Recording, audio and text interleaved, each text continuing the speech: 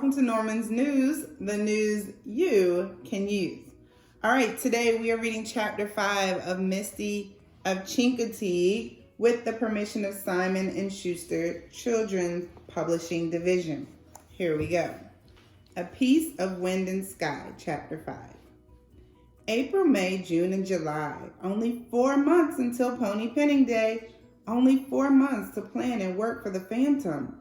Suddenly, time was important.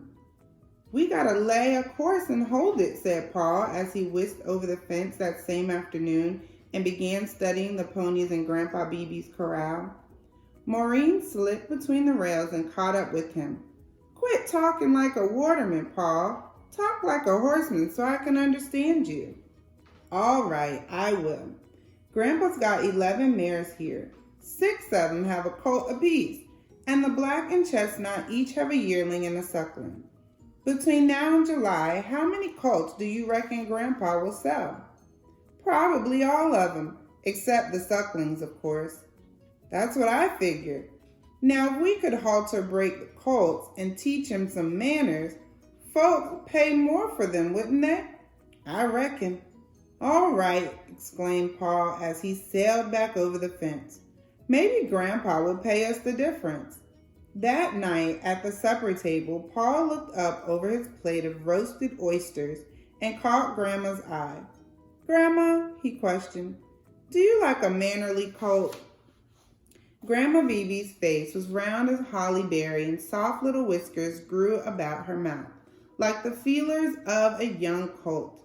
She pursed her lips now, wondering if there was some catch to Paul's question. "Paul means," explains Maureen, "if you came here to Pony Ranch to buy a colt, would you choose one that was gentle, or would you choose a wild one?" Grandpa clucked. "Can't you just see your grandma crow hopping along on a wild colt?" "That's your answer?" laughed Grandma as she cut golden squares of cornbread. "I'd take the mannerly colt." Paul swallowed a plump oyster, almost choking in his haste. "Would you?" he gulped. "That is, would you be willing to pay out more money for it, Grandma?" "Well, that depends," mused Grandma, passing the breadboard around. "That depends on how much more." "Would you pay $10 more?" "If he was nice and mannerly, I would. Yes, I would." "See there, Grandpa," the words came out in a rush. "If Maureen and I was to halter break the colts, He stopped and then stammered. "Could we have the 10 extra dollars for each colt sold?" So dead a silence fell over the table that the drip drip of the kitchen faucet sounded like hammer strokes. Grandpa slowly buttered his bread and then glanced about the table. "Pass your grandpa the goodie, Maureen." All eyes watched Grandpa spread a layer of wild blackberry jam on top of the butter. Then he added another square of cornbread to make a sandwich. Not until he had tasted and approved did he turn to Paul. "What for?" he barked. Paul and Maureen stared at their plates. "Must be a secret, Clarence," Grandma pleaded. Grandpa swept a few crumbs in his hand and began stacking his own dishes. "I ain't never pried a secret out of no one," he said, "and I don't aim to start poking and prying now. It's a deal, children, and ye don't need to tell me what the money's for until you're ready to spend it." Paul and Maureen flew to Grandpa and hugged him. For a moment, they forgot that they were almost grown up. The days and weeks that followed were not half long enough. Up at dawn, working with the colts, haltering them, teaching them to lead and to stand tied, going to school regretfully, and hurrying home as soon as it was out. Now, when a buyer came to look at the colts, Maureen did not run to her room as she used to, pressing her face in the feather bed to stifle her sobs, nor did Paul swing up on one of Grandpa's ponies and gallop down the hard point of land to keep from crying. Now, they actually led the colts out of the buyers to show how gentle they were. They even helped load them into waiting trucks.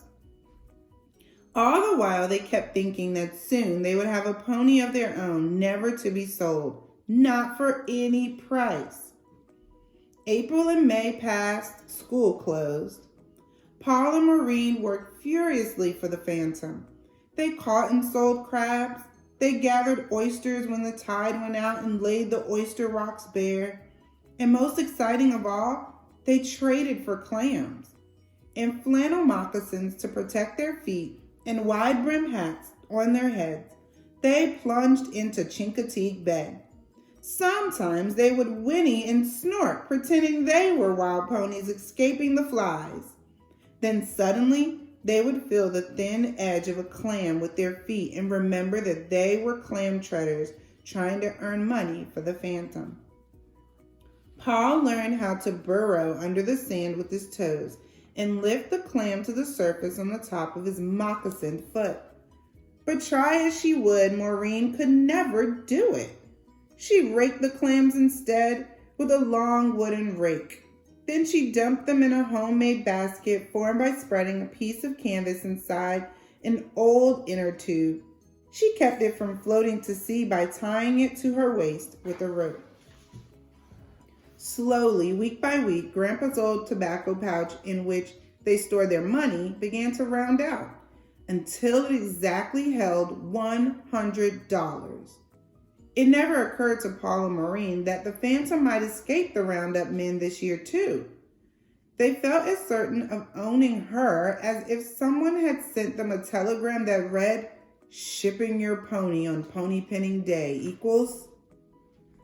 One early morning, when July was coming in, Paul cornered Grandpa hustling across the barnyard.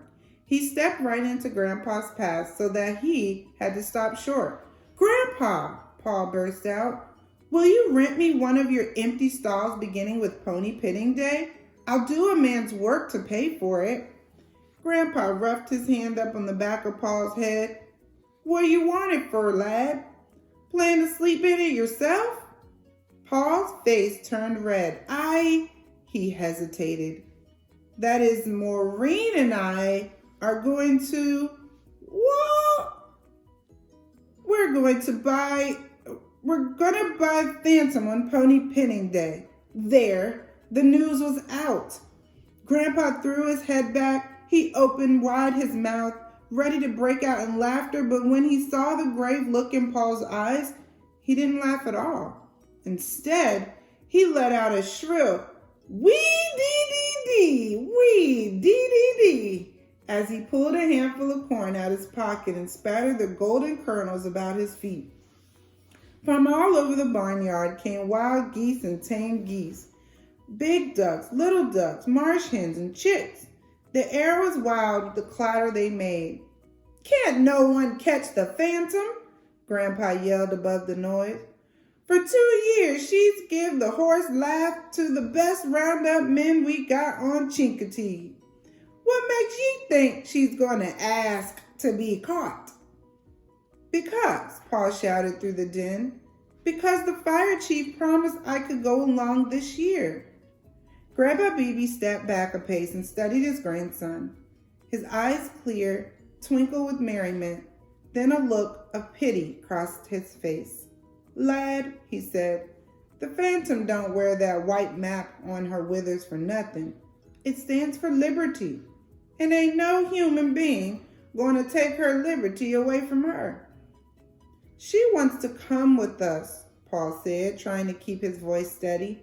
"Ever since the day in Chincoteague, Maureen and I knew." A white striker bird flew from the ground and perched on Grandpa's gnarled forefinger. Grandpa directed his remarks to the bird. "Can't for life of me see why those two want another pony. Why, the corral's full of them. They're as much Paul's and Maureen's as anybody's." Paul's lip tightened. "It's not the same," he said. "Owning a pony you'll never have to sell." The striker bird flew away. Paul and Grandpa watched in silence as it dipped and rose to the sky. Grandpa stood and thought. "Paul, boy," he said slowly, "hark to my word. The phantom ain't a horse. She ain't a lady. She just a piece of wind and sky." Paul tried to speak, swallowed and tried once more. "We got our hearts set on her," he faltered. Grandpa pushed his battered hat to one side and scratched his head. "All right, boy," he sighed. "The stall is yours." A moment later, Paul was telling Maureen the good news. "Owning a stall is next best to owning a pony," she laughed, as they both went to work in a fever of excitement. With long brooms and steaming pails of water, they washed the walls and the ceilings of Phantom's stall. They scraped inches of sand from the hard-packed floor, dumped it in the woods, and brought in fresh, clean sand. They built a manger, spending long moments deciding how high it should be placed. They scrubbed a rain barrel to be used for a watering trough. They even dug a wickie, the long, tough root of a briar that trails along under the ground. "Phantom won't be frightened when she smells and feels a wickie halter," Maureen said. "It'll be much softer than a rope." Well, I hope you enjoyed chapter 5. They want to get Phantom and they believe that they can do it. I don't know if Grandpa believes, but Grandpa was willing to give them the stall. And so we will see where the story takes us next in chapter 6. See you next time.